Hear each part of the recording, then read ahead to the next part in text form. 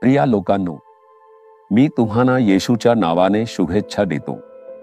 माझ्या मागे एक अक्षर दिसतंय का ते पाहताय का? मिरी असं लिहिलंय का? MIR आहे। हा एका शहराचं नाव आहे। मलेशियामधल्या पूर्व मलेशियामधील सारावाक नावाच्या राज्यात असलेलं एक शहर आहे हे। या शहरात एक डोंगर आहे आणि मी त्या डोंगरावर उभा राहूनच तुमच्याशी बोलत आहे।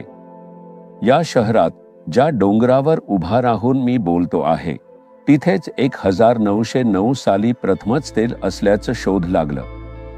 तेव्हा 2 कॅनेडियन अभियंते आले होते आणि त्यांनी या डोंगरात तेल आहे हे शोधून काढलं। सामान्यतः तेल हे सपाट भूभागांमध्ये, वाळवंटांमध्ये किंवा समुद्राच्या तळाशी खोल समुद्रात आढळतं। डोंगरात तेल असणं ही एक अत्यंत दुर्मिळ गोष्ट आहे। सर्वप्रथम डोंगरात तेल इथेच सापडलं असं सांगितलं जातं। या तेलाच्या शोधानंतरच मलेशिया देश समृद्धीकडे वळला। हे मिरी नावाचं एक शहर आहे। या शहरात 1973 साली एक जागृती आली आणि अनेक लोक मोठ्या प्रमाणात उद्धार पावले। आजही या शहरात 50% पेक्षा जास्त लोक ख्रिश्चन आहेत। अनेक लोक उद्धार पावले असून अनेक चर्चेस निर्माण झालेलं पाहायला मिळतं। म्हणून हे शहर एक जागृतीसाठी देवाने निवडलेलं शहर आहे, एक जागृती घडवून आणलेलं शहर। आता देखील लोक पुढच्या एका महान जागृतीसाठी प्रार्थना करत आहेत। ठीक आहे, या शहरातून तुमच्याशी बोलताना मला खूप आनंद होतोय। प्रभूने माझ्यासाठी कोणतं वचन ठेवलं आहे असं तुम्ही विचारताय का? विलापगीत अध्याय 3 वचन 22। ही परमेश्वराची प्रेमदया आहे की आम्ही नाश नाही झालो। त्याची करुणा कधी संपणारी आहे। आपण नष्ट होता टिकून आहोत याचा विचार करून पहा। आपल्याला हानी पोहोचवू शकणाऱ्या कितीतरी प्रकारच्या संकटांनी आपण वेढलेले आहोत। नैसर्गिक आपत्तींचा धोका आहे आणि डोळ्यांना दिसणाऱ्या सैतानामुळे निर्माण होणारा धोका देखील आहे। दुष्ट माणसांमुळे निर्माण होणारा धोका आहे। आपल्याला नष्ट करण्याचा विचार करणारे, त्यासाठी योजना आखणारे आणि कृती करणारे लोक सगळे आपल्या आजूबाजूलाच आहेत।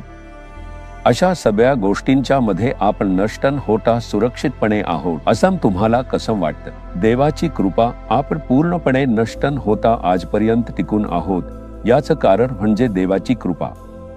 दररोज त्यासाठी प्रभूची स्तुती करायला हवी। प्रभू, इतक्या त्रास, क्लेश आणि विरोधांच्या मध्ये, मला वाईट करणाऱ्या लोकांच्या मध्येही तुम्ही मला सुरक्षित ठेवत आहात, त्यासाठी धन्यवाद असं म्हणत प्रभूची स्तुती करायला हवी। त्याच्या करुणेला कधीच अंत नाही। तो आपल्यावर दयाळू असलेला एक चांगला पिता आहे। असं कधीच म्हणणार नाही की बस इतकंच पुरे, मी आता थांबतो, शक्य नाही। तो शेवट करुणेने आपल्यावर दया करतच राहतो। थोडा विचार करून बघा, जर आपल्या पापांसाठी शिक्षा दिली असती तर कोण टिकून राहू शकलं असतं असं तुम्हाला वाटतं का? आपण तर नष्टच झालो असतो। मग पाप करूनही आपण नष्ट का होत नाही याचे कारण काय आहे? त्याची दया आपल्याला याची जाणीव करून देते, आपल्या चुका सुधारते आणि मार्गदर्शन करते। अरे चुकणाया मुली, तो सत्य जाणवून देतो आणि त्याच्या अपार करुणेप्रमाणे मार्गदर्शन करतो। ही करुणाच खूप महत्वाची आहे। आपल्याला त्याची करुणा मिळाली पाहिजे आणि ती करुणा मिळवायची असेल तर नम्र व्हावं लागेल। जितका आपण नम्र राहू तितका तो आपल्यावर करुणा दाखवत राहील। अहंकाराला कधीही जागा देऊ नका। सदैव प्रभूच्या सभेत जाऊन म्हणावं, हे सर्व तुझी कृपा, तुझी करुणा आहे। मी आज जिवंत आहे हे तुझ्या कृपेने आणि करुणेनेच आहे। प्रभू, मला असं एक कुटुंब, अशी एक जीवनशैली, माझं काम, हे सगळं तुझीच करुणा आहे। प्रभूच्या सत्यस्तुती करत राहा, त्याला कधीच अंत नाही, कारण प्रभू आपल्यावर अखंड करुणा दाखवतच राहतो। ही करुणाच कारण आहे की आपण आजपर्यंत जिवंत आहोत, हे आज आपल्या मनात ठसवून घ्यायला हवं। विसरू नका, बरोबर ना?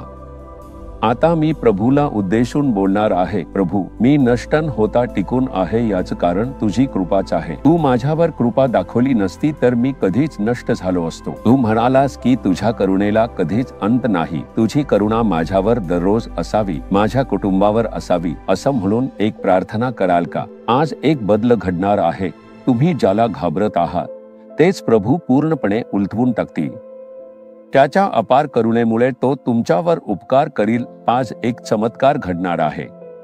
तुमच्या चमत्काराची अपेक्षा ठेवा. प्रभूची करुणा तुमच्यासाठी चमत्कार घडवेल. प्रभू, मी विश्वास ठेवतो, तू मला दया दाखवायला नेहमीच तयार असतोस. मी शुद्ध नाही, पण तुझी कृपा माझ्यावर आहे. आज मला या कार्यात चमत्कार घडावा लागेल. येशूच्या नावाने. आमेन, आमेन.